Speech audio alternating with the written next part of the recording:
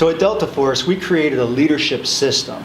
I don't know about you, but when I started to first read and learn about leadership about 25 years ago, there would be all kind of nice books about it that would describe leadership, give you stories about leadership, but I never could quite get my arms around how do I operationalize leadership? How do you make it actionable? We all know great leadership when we see it, but how do you do it? So we created a system to take all the guesswork out.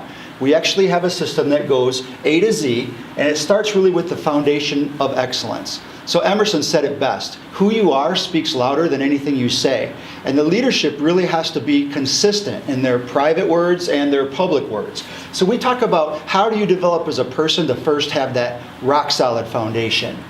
Next, so important, I can remember being at AT&T my first day, and they were talking to me about the purpose, vision, and values. I mean, that really, we worked on it, it went in someone's desk.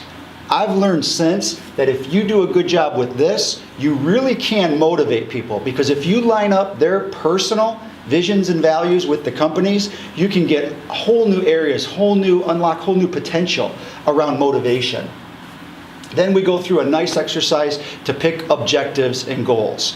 And you know, a lot of times people will say, well, Brian, we just want to double, or we want to grow 30%.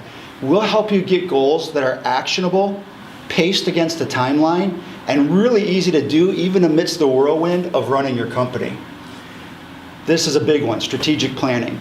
I would say the biggest mistake I see in leadership and executives is it's tactics all over. We need a strategy, strategic thinking. In my experience, about 90% of people that think they're doing leadership and strategy, they're really tacticians. So we'll help harness the tactics you have in mind behind a strategy that not only wins the battles, it wins the war. Now, strategy's great, but you need that operational plan. What is every function of your company going to do to support the overall company's goals? Do they know what they're doing next quarter, next month?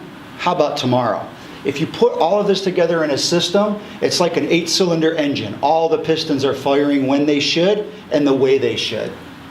Once the operational plan is together, effective human interaction.